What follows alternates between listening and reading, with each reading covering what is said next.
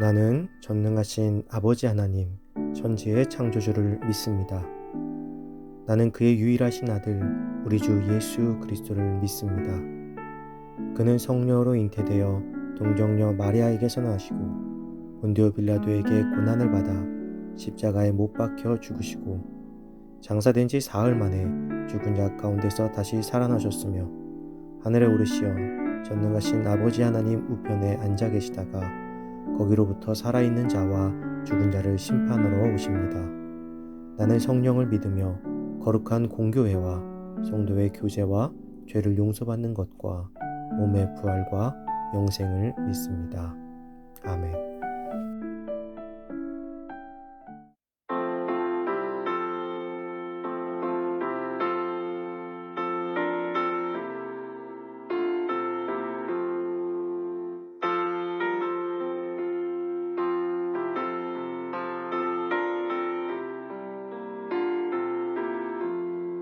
주의 말씀 받은 그날 참 기쁘고 복되도다.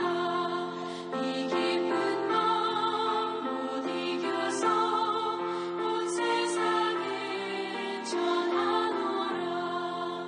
기쁜 날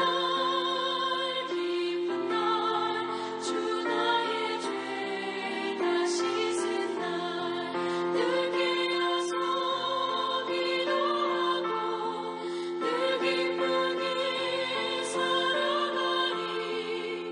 기쁜 날 주 나의 죄 다 씻은 날 이 좋은 날 내전한 몸 새 사람이 되었으니 이 몸과 마음 다 바쳐서 영광의 주를 섬기리. 기쁜 날 주 나의 죄 다 씻은 날 늘 깨어서 기도하고 늘 기쁘게 살아가리. 기쁜 날 주 나의 죄 다 씻은 날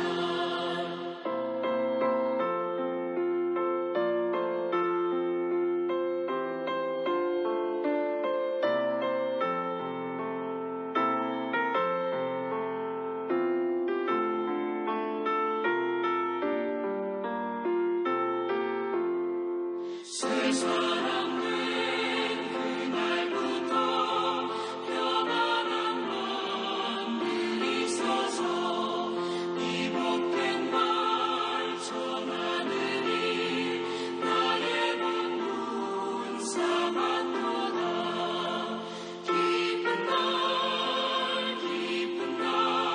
주 나의 죄 다 씻은 날 늘 깨어서 기도하고 늘 기쁘게 살아가리.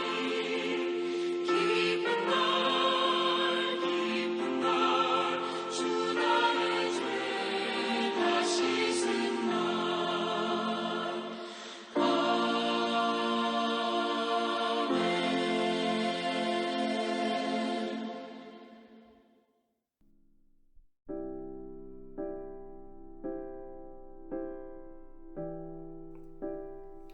오늘 하나님께서 우리에게 주신 말씀은 요한복음 17장 9절에서 14절입니다. 내가 그들을 위하여 비옵나니 내가 비옵는 것은 세상을 위함이 아니요 내게 주신 자들을 위함이니이다. 그들은 내 아버지의 것이로소이다. 내 것은 다 아버지의 것이요 아버지의 것은 내 것이온데 내가 그들로 말미암아 영광을 받았나이다.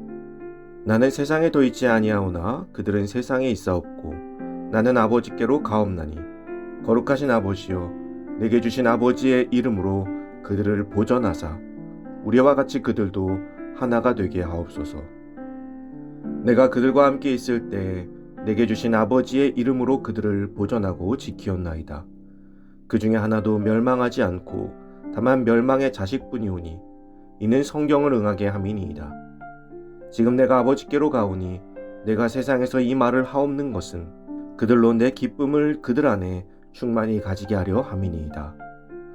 내가 아버지의 말씀을 그들에게 주었사오매 세상이 그들을 미워하여 싸우니 이는 내가 세상에 속하지 아니함 같이 그들도 세상에 속하지 아니함으로 인함이니이다. 아멘. 중보의 대상이라는 제목으로 오늘 말씀 나누겠습니다.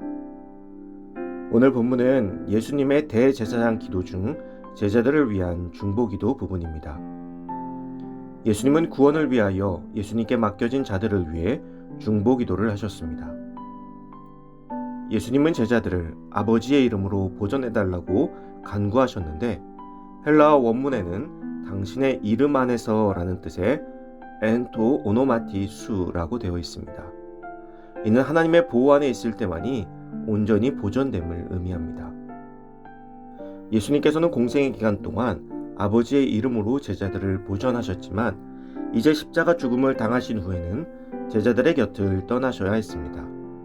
이제 아버지께 쏟아지던 핍박은 제자들에게 향할 것을 주님께서는 아셨던 것입니다.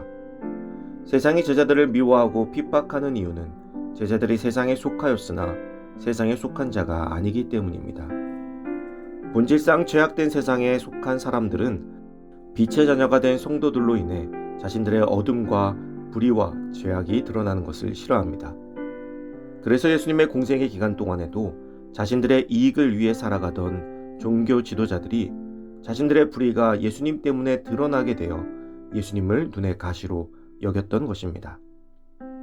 따라서 주님의 제자된 우리가 세상에 주님께서 가르쳐 주신 빛을 발하게 될 때 우리를 싫어할 수밖에 없습니다. 그래서 예수님께서는 제자들의 보전을 위해 하나님께 간절히 기도하셨습니다.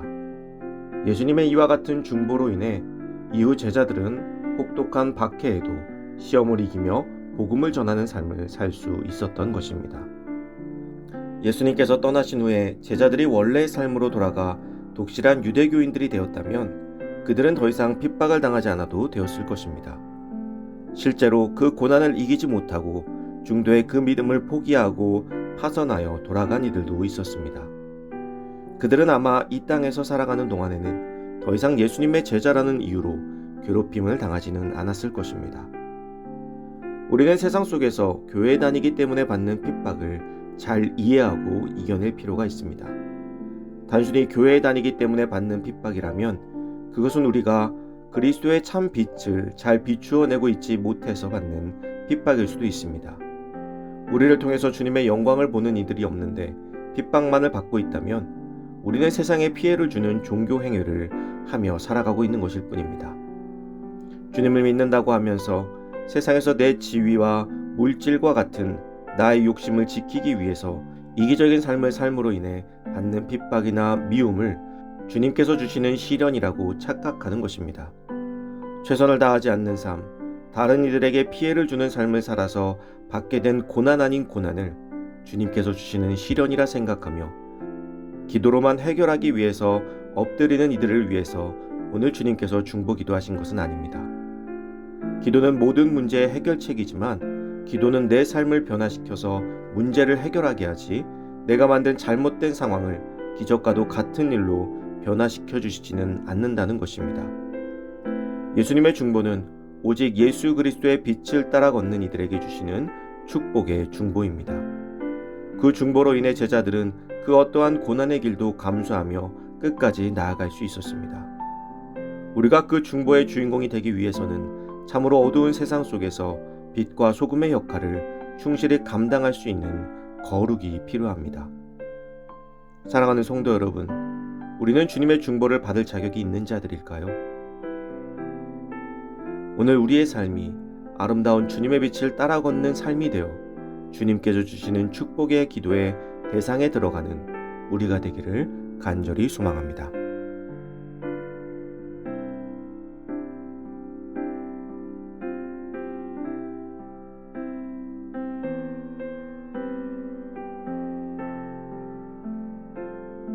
이 시간 주어진 기도 제목을 놓고 기도하고 또 각자의 기도 제목을 가지고 기도하도록 하겠습니다.